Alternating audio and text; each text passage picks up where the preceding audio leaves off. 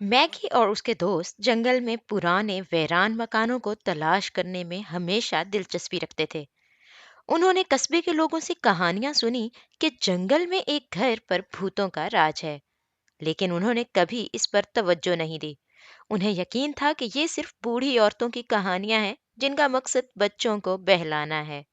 एक रात जंगल में डेरे डालते हुए उन्होंने आखिरकार इस घर के अंदर एक नजर डालने का फैसला किया।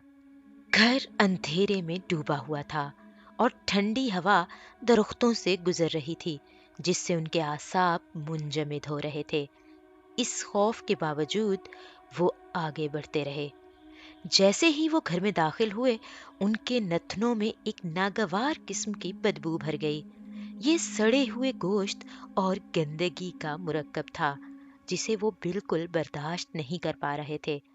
घर में पुरस्रार सा सन्नाटा छाया हुआ था।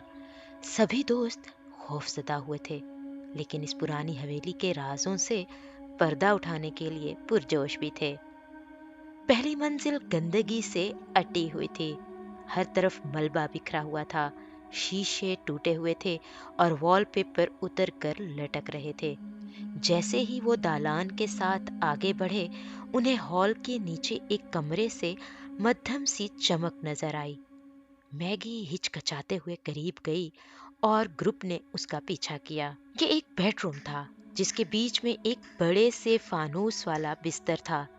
लकड़ी का बेड, जिसका फ्रेम पुराना और बोसीदा था, लेकिन बिस्तर ऐसा लग रहा था जैसे अभी अभी तब्दील किया गया हो। तकिए पर बैठी एक छोटी सी चीनी मिट्टी की गुड़िया अजीब तरीके से चमक रही थी। ये शोख सुर्ख लिबास में मलबूस थी, लंबी पलकों वाली आंखें जिसने उसे एक भयानक शक्ल दी थी। मैगी ने गुड़िया को उठाया, उसका बगौर मुशाहिदा किया। अचानक गुड़िया की आंखें खुल गईं और अपने चमकते हुए दांतों को जाहिर किया। मैगी की चीख निकल गई। उसने गुड़िया को एक तरफ फेंक दिया, जहां वो बिस्तर पर और फिर फर्श पर गिर गई। ग्रुप आगे बढ़ने में बेचैनी महसूस कर रहा था, लेकिन फिर भी दरियाफ्त करने के लिए पुरअज़्म था। वो बुसीदा सीढ़ियों पर चढ़ते, तख्ते उनके वजन से नीचे गिर रहे थे।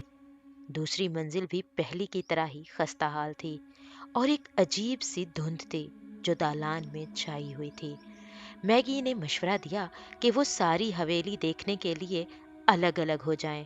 वो और उसकी एक सहेली एक रास्ते से गई, जबकि दूसरे साथी दूसरे रास्ते से गए। धुंध की वजह से गुजरना मुश्किल हो रहा था, लेकिन मैगी और उसके दोस्त ने एक कमरा देखा। दरमियान में एक छोटी सी गोल मेज थी। मेज पर किसी जानवर की बाकियात पड़ी थीं। कमरे में मुकम्मल खामोशी थी, सिवाय फटे हुए पर्दों से कभी कभार हवा के झोंके के।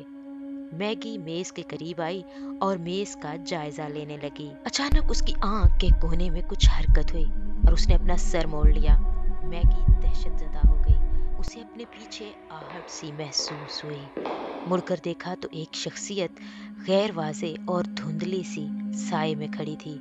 मैगी अपनी जगह जम गई। उसका दिल उसके हल्क में धड़क रहा था। वो शख्सियत उसकी तरफ बढ़ने लगी। उससे एक अजीब सी रोशनी फूट रही थी। मैगी के दोस्त धुंध में कहीं खो गए थे। उसने जोर से पुकारा, लेकिन कोई जवाब न मिला। वो पागलों की तरह अपने दोस्तों को ढूंढने लगी। उसने एक तरफ से चाप सुनी और वो उसके पीछे पीछे चली गई।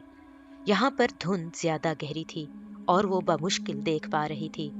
चाप की आवाज तेज होती गई और वहां पर दोस्तों की आवाज सुन सकती थी, घबराहट और बेचैनी से भरपूर। फिर जो कुछ उसने देखा वो उसे कभी नहीं भूलने वाला था।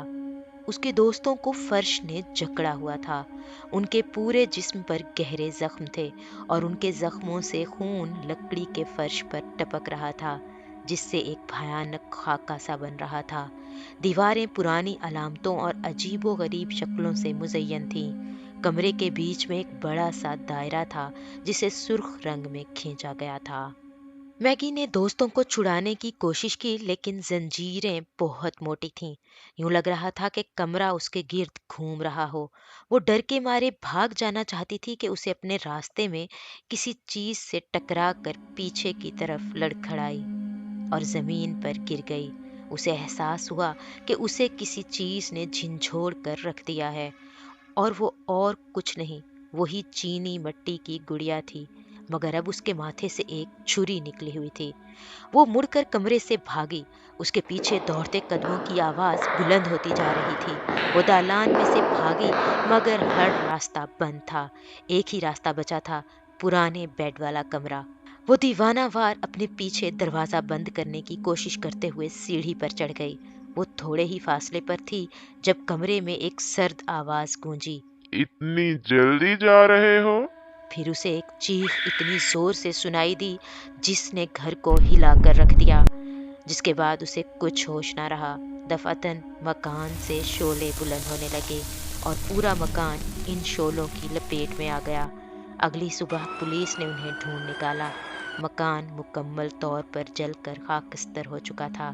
सिर्फ एक चीज जो रह गई थी, वो चीनी मिट्टी की गुड़िया थी, जिसकी बड़ी बड़ी गोल आंखें पूरी खुली हुई थी।